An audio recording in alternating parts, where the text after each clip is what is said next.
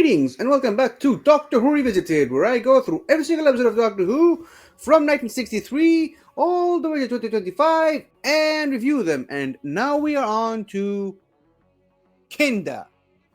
The Fifth Doctor has a thing about single word episodes. We had Castrovalva, we've got Kinda now. Later down the line, we also have Earth Shock, which I guess it's technically a portmanteau, but that's beside the point. So yeah, we got several of these, and well, Kinda, what do I think about it? It's alright. I mean, I already said how much I loved Castrovalva and how much I really enjoyed Fort to Doomsday. Kinda's a bit of a drop in quality. As much as I praised the set design for Fort to Doomsday, and as much as I enjoyed the on location filming for Castrovalva in the forest and such, yeah, that's clearly a set in Kinda. That's clearly not a real forest, and they I don't really think they tried to hide it too much. But yeah, and I don't really think they tried that hard to make it look like a real forest. Some of the plants looked real, but definitely, the trees, the rocks, the caves, yeah, that's a set. But it's fine. I don't need every single episode of a single season to be filmed on location outside. You can save some money and do it on a set whenever possible. That's all right.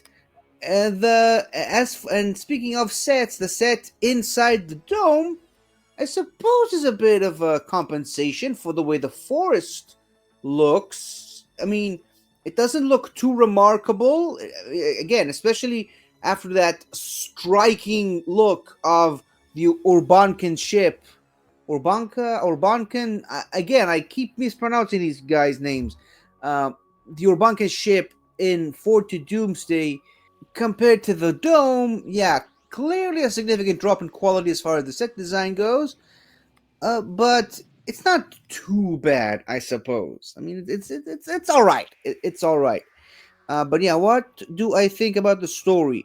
Well, it's a bit complicated because no Nissa in this episode. I mean, this is kind of a no-show. Obviously, after the previous episode, when she fainted at the end, they kind of tried to brush it off and say that, oh, she just needs some time to sleep in the TARDIS, and she's just gonna be MIA for the rest of the episode. We only see her in two scenes. She's playing checkers with Adric, and she's at the end of the episode, and that's it for Nissa.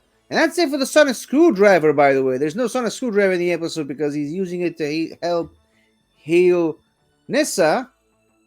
Which then, fast forward to the next episode where Sonic Screwdriver is gone for good, permanently.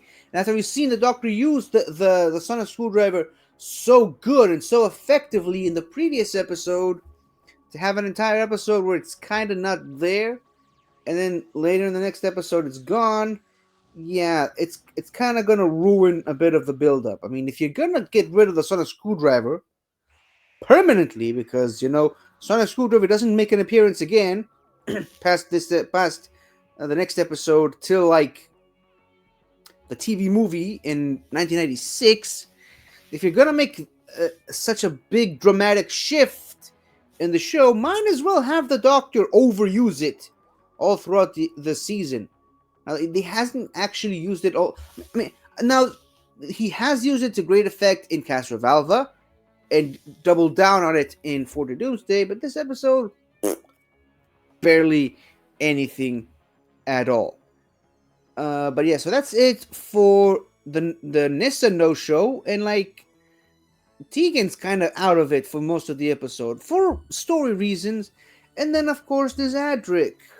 Now Adric, this again, he's probably the most inconsistent companion of all time, because like he does have some useful moments in the episode where he tries to help the Doctor and Todd escape from the cage, and he does try to help, when he takes over that big exosuit thing, and then like at first he's terrified, and it's some really good acting from Matthew Waterhouse in that scene where he's terrified of what he just did, and he's really genuinely concerned about hurting Aris in that scene. And then he just goes right back to the old Adric that we all know and hate, blaming everything on Tegan and the superiority complex. He even tries to blame the Doctor at some point for why he couldn't control the exosuit thing, the Guardian, whatever they want to call it. Even when he's in the dome, essentially being held hostage by Hindle, like there are so many opportunities he could have escaped easily and just chose not to. So, like, what's the deal with Adric? And like in the first episode where he sets off that big exosuit, which leads to him and the Doctor getting captured, and like someone has to explain this big dramatic shift in tone with Adric's character from the previous season. Now, I've said this before and I'll say it again.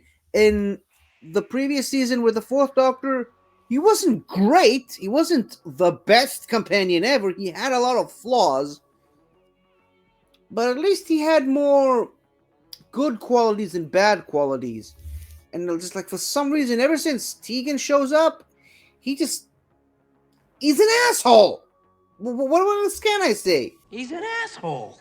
And I like that moment in the beginning of the episode. In the beginning. Where Nyssa still has a headache and he genuinely cares for her and tries to help her. But then, the way he behaves towards Tegan. And I love how after he's rescued from that tank suit thing, whatever it's called, by the Doctor, Tegan does try to show her more a maternal side, and she does help Adric, and she helps him understand. She helps him get over that experience, and he just basically shuts her down and blames her for everything that's happened. Now, I'm not saying that Tegan is completely innocent in what's happened, but like she is kind of the reason why the Mara enters Devaluca. I think that's the name of the planet. But like, how was she supposed to know that falling asleep was gonna let a giant evil snake creature into this world? Like, come on, give the girl a break. As for the other supporting characters in the episode,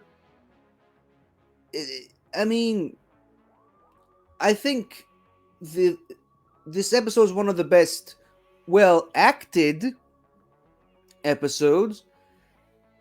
That being said, the characters are incredibly goofy.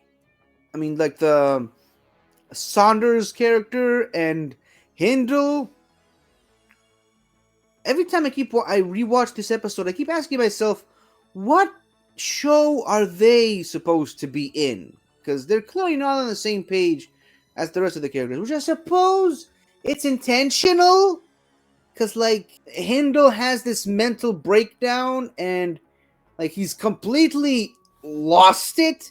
And I love the way the actor portrays him. You know me, I love me some cheesy overacting in Doctor Who, and that scene at the end of the first episode where he's like, I'm in charge! I have the power of life and death over all of you! You forget, I'm now in command.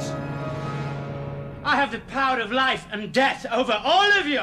I eat it up, I love it, but, like, why?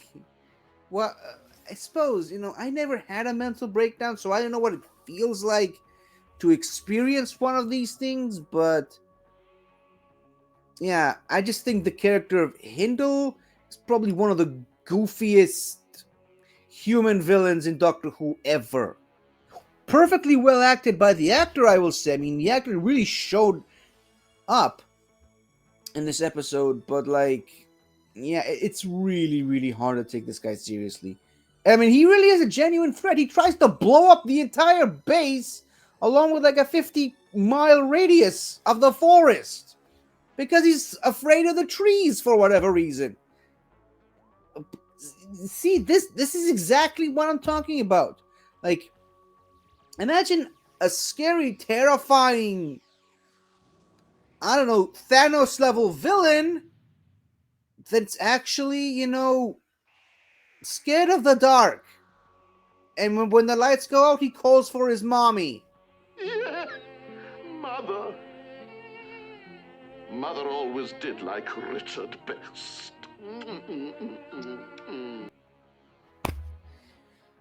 I don't know.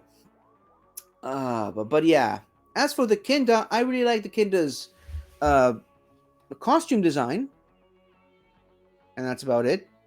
I mean, yeah, the Kinda don't really do much in the episode, which they're literally named after, or is that the other way around? I like the interesting bit of lore with the old wise woman becoming the young girl, because there's a lot of Buddhism aspects in this episode, which is very similar to how they came up with the idea of regeneration for the Doctor. And obviously, I mean, in an interview, the writer of the episode actually confirmed that he got the idea for the Mara from Buddhism, and a lot of the characters are actually representations of stories from Buddhism, which I know next to nothing about. So I can't really speak too much of it, but I mean, that's a very good basis for a Doctor Who episode, especially when it involves a giant snake that just sits inside your head and makes you go crazy, like we see with Tegan. Now we do see a little bit more of that in Snake Dance, and this episode does actually lead perfectly into Snake Dance, which is in the next season. Is it the next season or the season after that? Yeah, I think it's the next season. With we get to explore more of Tegan's connection to the Mara, which is interesting. But I mean, the scenes taking place inside her head still confuse me to this day. Like, I don't get the whole old couple playing chess. Is that supposed to be like a representation of Adric and Nissa from the beginning of the episode? In the beginning.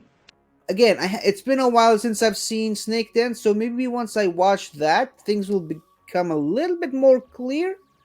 Uh, but yeah, it's really great looking on screen, just, a bit confusing. And I suppose that's kind of the point of the episode, and the whole point of the Mara. And I love the way they stop the Mara by forcing it to look at itself.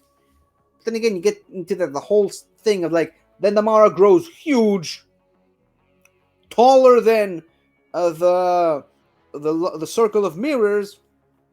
It could very easily escape, and yet it doesn't. So that's kind of questionable at best. And even if you look at the original version of the Mara, because obviously for this rewatch, I watched the new one with the improved effects, which are much needed, because I remember the Mara, the original Mara prop. I mean, it's kind of infamous, it's the poster boy for when people bring up the bad cheesy effects in classic Doctor Who.